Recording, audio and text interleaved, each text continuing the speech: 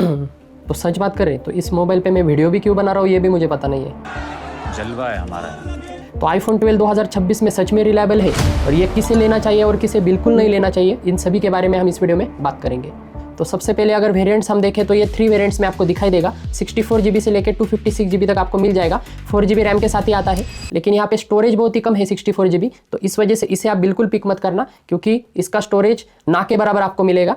तो कम से कम 128 GB तक आप जरूर लेना। नेक्स्ट बात करें प्रोसेसर की, तो A14 का बायोनिक चिप आपको दिखाई देगा, लेकिन इसका डाउन पॉइंट ये है कि सिर्फ 60 हर्ट्ज ही यहाँ पे रिफ्रेश रेट है, इस वजह से गेमिंग में आपको सिर्फ 60 FPS ही मिलेंगे, तो ये इसका लिमिटेशन बन जाता है। नेक्स्ट बात करें डिस्प्ले की, तो डिस्प्ले बहुत ही टॉप नॉच है इसका। सुपर रेटिना XDR डिस्प्ले आपको दिखाई देगा जो 6.1 इंचेस स्क्रीन के साथ आता है। लेकिन सबसे अगर डाउन पॉइंट की बात करें तो वो है इसकी बैटरी। इसकी बैटरी आपको 4 से 5 घंटा मुश्किल से देगी और यहाँ पे दिन में आपको 2 बार चार्ज करना पड़ेगा इस मोबाइल को।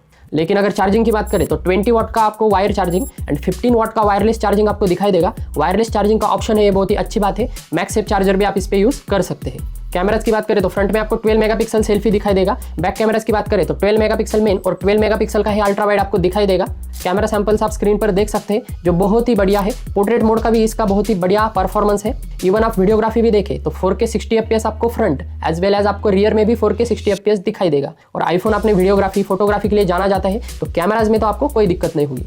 तो सिर्फ यहाँ पे 2 ही कैटेगरी के लोगों के लिए मैं रिकमेंड करना चाहूँगा, जिसे कैमरा सेंट्रिक मोबाइल चाहिए तो इसका कैमरा बहुत ही बेस्ट है। आप कंटेंट क्रिएशन रिलेटेड काम करते हैं तो इसे ले सकते हैं। एज अ सेकेंडरी फोन भी आप इसे यूज कर सकते हैं, तो इन 2 चीज़ों के लिए आप इसे कंसिडर कर सकते हैं। और तीसरे कैटेगरी के लोग होते हैं जिन्हें सिर्फ लोगो चमकाना होता है, तो आपको अगर लोगो ही चमकाना है तो मेरे कहने से तो क्या, आप तो भगवान के कहने से भी नहीं रुकेंगे।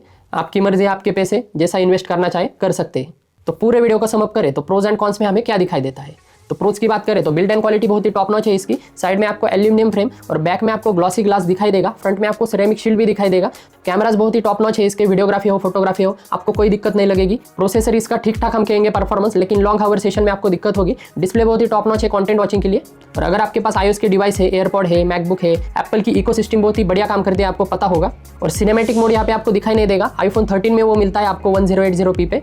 और कॉन्स की बात करें तो कॉन्स में हमें क्या दिखाई देता है, 60 हर्ट्ज से यहाँ पे रिफ्रेश रेट है सिर्फ। टेलीफोटो लेंस आपको नहीं दिखाई देगा। और यहाँ पे सबसे ऊपर आपको बड़ी नॉच दिखाई देगी। आईफोन 13 में छोटी नॉच है, लेकिन यहाँ पे 12 में बड़ी नॉच है। और एक और इसका कौन है कि लाइटनिंग पोर्ट आपको कैरी करनी पड़ेगी, क्योंकि यहाँ पे टाइप सी के साथ ये नहीं आता, तो वो भी आपको कैरी करना पड़ेगा। और बॉक्स विदाउट चार्जर आता है, ये तो आपको पता होगा, क्योंकि इस प्रथा की शुरुआत करने वाला हमारा एप्पल ही था, तो उसके साथ तो हमें एडजस्ट करना पड़ेगा। तो 2026 में इसे मैं बिल्कुल रिकमेंड नहीं करूंगा। आप 2-4 हज़ार और इन्वेस्ट कीजिए और 13 के साथ जाइए।